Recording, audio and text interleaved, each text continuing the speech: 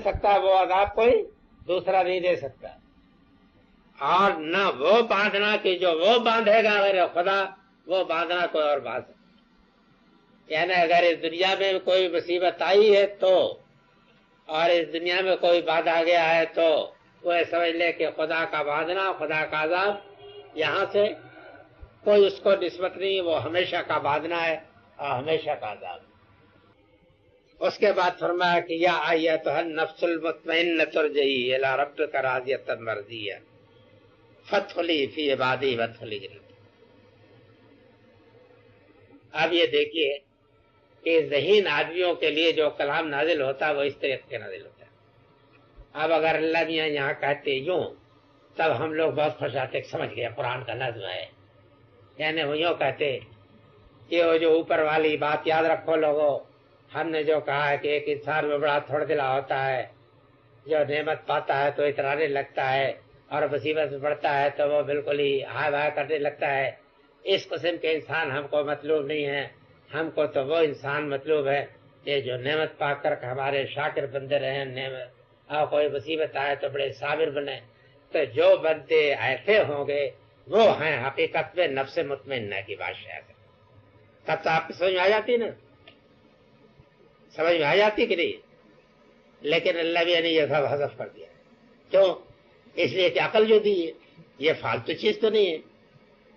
جب کلام میں آپ یہ سمجھتے آ رہے ہیں تو آپ کو معلوم ہونا چاہیے کہ اب حقیقت میں جو لوگ وہ لوگ ہیں وہ تو نفس مذبذب ہے، نہ الا الذین الا الذین، ان کا کچھ نہیں۔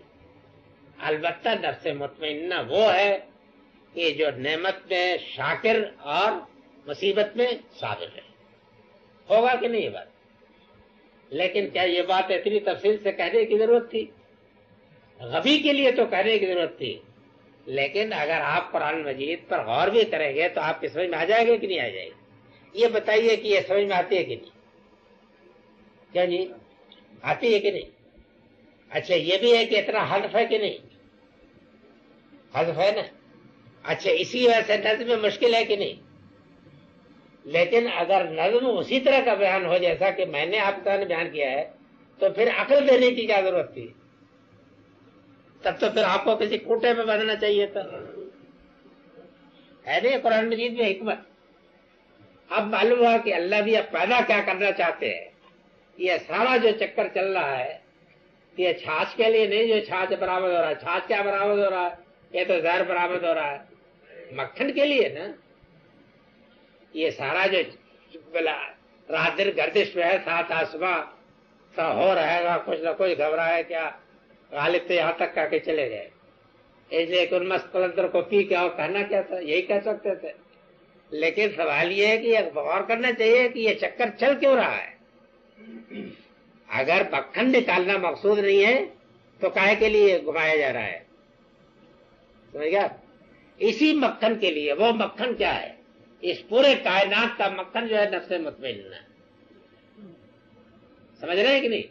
یہ نفس مطمئنہ مکھن ہے، باقی سب چھاچ ہے، سب بہا دیا جائے گا، سب پھینک دیا جائے گا، کتے بھی اس کو نہیں چکھیں گے۔ نفس مطمئنہ جو ہے یہ نکال لیا جائے گا۔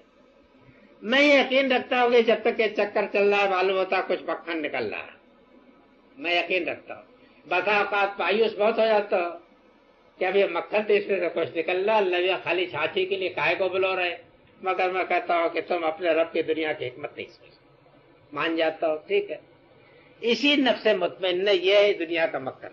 وہ اب آخر میں کہا کہ ہمارے اس دنیا کے چکر گھمانے سے مطلب کیا ہے کہ ہم نفس مطمئنہ کا مکھن اس میں سے جو وہ مکھن وہ نفس مطمئنہ ہوگا وہ ہم اس کو چھانٹ لیں، اس کو اب ہم مخاطب کر دیا اس کو، اب غائب کے صیغے سے بات نہیں۔ جب وہ آ گیا سامنے تو کہا کہ اے نفس مطمئنہ، یعنی اے وہ کہ جو نعمت میں شاکر، اور اے وہ کہ جو مصیبت پہ صابر رہا۔ ہاں ہے نا۔ اور اس کے بعد واہ واہ کیا بات فرمائی ہے کہ ارجعی الی ربک، اپنے خداوند کے طرف لوٹ، کس حالت میں؟ راضیۃ مرضیہ، تو اپنے رب سے مطمئن اور تیرا رب تجھ سے راضی۔ یہ ہے اصل بادشاہی۔ راضیتاً تو آپ ثابت ہو گیا کہ جب اللہ تعالیٰ کے لیے آپ نے زندگی یہ گزاری کہ صبر میں آپ صابر، مصیبت میں صابر اور نعمت میں شاکر رہے، تب تو آپ اپنے رب پر راضی ہیں نا جی۔ اس کے لیے مثال جیسے حضرت ایوب نے یہ مثال قرآن میں دی ہے نا کہ سب اللہ میاں نے لے لیا، نہیں دیا بہت کچھ، ان کی جب دھوم ہوئی ان کے تقویٰ کے تو شیطان نے کہا کہ اتنا کوئی دے رکھا ہے، نماز نہ پڑھے تو کیا کرے ایوب، تو لے لے تو میں جانوں، تیرا نام بھی لے جائے وہ۔ اللہ میں نے کہا اچھا، اللہ میں امتحان پا گئے اور انہوں نے سب لے لیا۔ تو حضرت ایوب کے متعلق آتا ہے کہ وہ جا کے سجدے میں گر پڑے کہ اے رب، تو نے دیا تھا، تو نے لے لیا، میں ماں کے پیٹ سے ننگا پیدا ہوا تھا، ننگا تیرے ہاں ہوا، میں تیرے فیصلے پر آئی۔ تو اللہ میں نے شیطان کو بلایا، پوچھا کہ کیوں؟ کر لے، ہاں اس میں تو جیت گیا۔ تو انہوں نے کہا اب ان کا کچھ جانی مصیبتیں ڈال اور تب وہ تیرا صابر رہے تب پہ جانا۔ اللہ نے ان کا وہ حال کیا کہ آتا ہے کہ دن بھر ٹھیکرے لیے رات میں بیٹھے کھوئی لگا کرتے، سمجھ گیا، اور حال حالات سب ختم ہو گئے، لیکن پوری طریقے سے صابر رہے۔ پھر شیطان کو اللہ نے پوچھا کہ اب؟ تو انہوں نے کہا کہ نہیں، بے شک اس میں بھی۔ تو انہوں نے کہا کہ اب تو تیرا کوئی دور نہیں، اب تو میں اس کو جو کچھ دینا دو۔ تو مطلب یہ ہے کہ جب نفس مطمئنہ کی یہ بادشاہی، یہ قرآن مجید نے جو یہ واقعات بیان کیے قصے سنانے کے لیے تو نہیں بیان کیے، اسی لیے بیان کیے ہیں کہ یہ آپ کو بادشاہی جب حاصل ہے تو یہ نفس مطمئنہ کی بادشاہی ہے، اور یہی وہ ہے کہ خدا اس کو مخاطب کر کے گئے، ہاں میرے بندے، میرے بندوں میں شامل ہو، تو اپنے رب سے راضی رہا اور تیرا رب تجھ سے راضی۔ شاباش، یہ شاباش، یہی سب سے بڑا تمغہ ہے، یہی سب سے بڑا ایوارڈ انعام ہے جس کے لیے فتخلی فی عبادی، میرے بندوں میں داخل ہو، فتخلی جنتی، اور میری جنت میں داخل ہو۔ یہ ہے۔ اس سے ایک بات اور بھی معلوم ہو گئی کہ یہ جو تصور ہے کہ انسان کی ابدیت کا اور کمال کا ایک درجہ وہ ہے کہ جب آدمی خود خدا بن جاتا ہے، صوفیانہ رختی نظر ہے جو وحدت الوجود کا عقیدہ ہے۔ میں اس سے تعرض نہیں کرنا چاہتا تھا، اس لیے کہ اس قسم کی لغویات کا مجھے کوئی دلچسپی نہیں ہے۔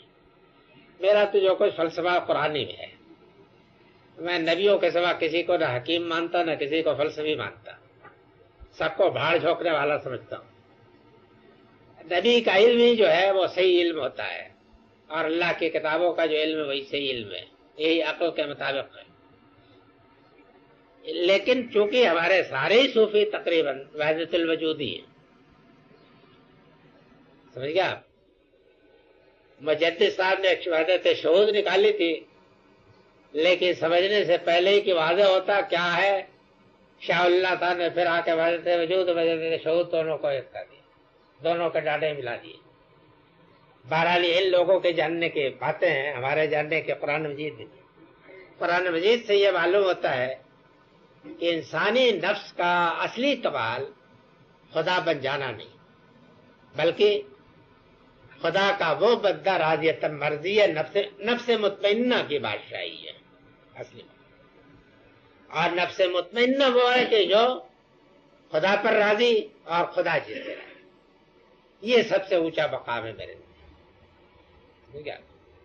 نفس مطمئنہ اور راضیت مرضیہ کی بادشاہی، یہی سب سے اونچا مقام ہے جو دین کا۔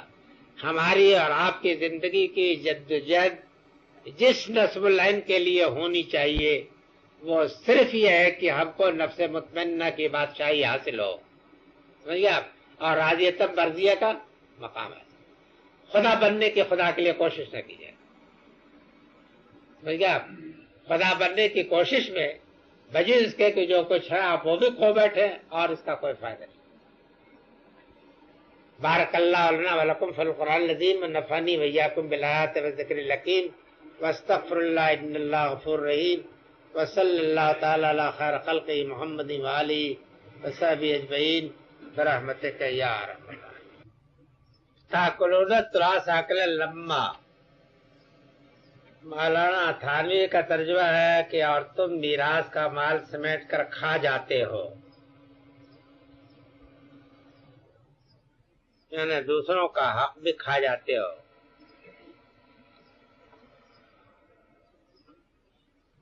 اکلا لما کا خیر ترجمہ تو مولانا تھانوی کا جو ترجمہ ہے یہ ترجمہ تفسیری ہے، یعنی وہ ترجمہ اور تفسیر دونوں ایک ساتھ کرتے ہیں، ترجمے میں تفسیر بھی شامل کیا انہوں نے۔ عام لوگوں کے لیے اس کو سمجھنے میں میرا خیال ہے آسانی ہوتی ہوگی۔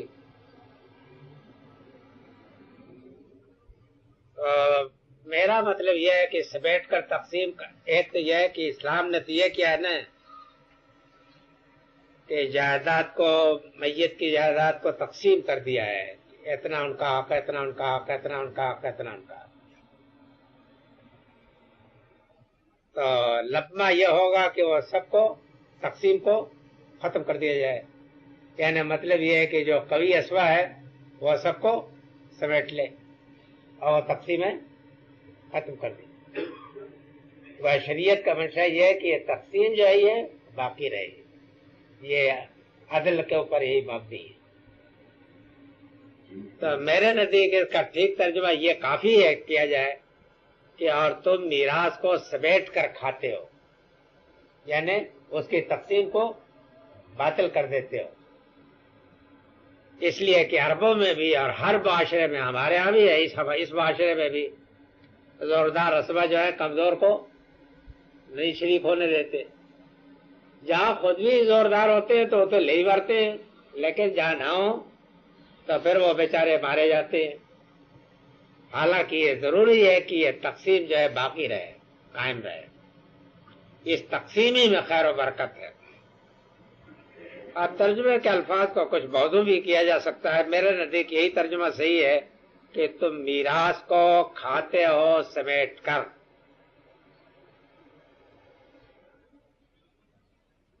یعنی تقسیموں کو حدود جو ہے توڑ کر کے جو قوی ہوتا ہے سب کا غالب ہو جاتا ہے۔ باقی ایک صاحب کی تحریر سے یہ بتایا گیا ہے کہ اسلام اس بات پر پابندی نہیں ڈالتا کہ کسی کے اتنے 1000 ایکڑ زمین ہو، اتنے جہاز ہوں، اتنی موٹریں ہوں، یہ اتنے کارخانے، صرف یہ کہ شرعی واجبات ادا ہوتے رہے۔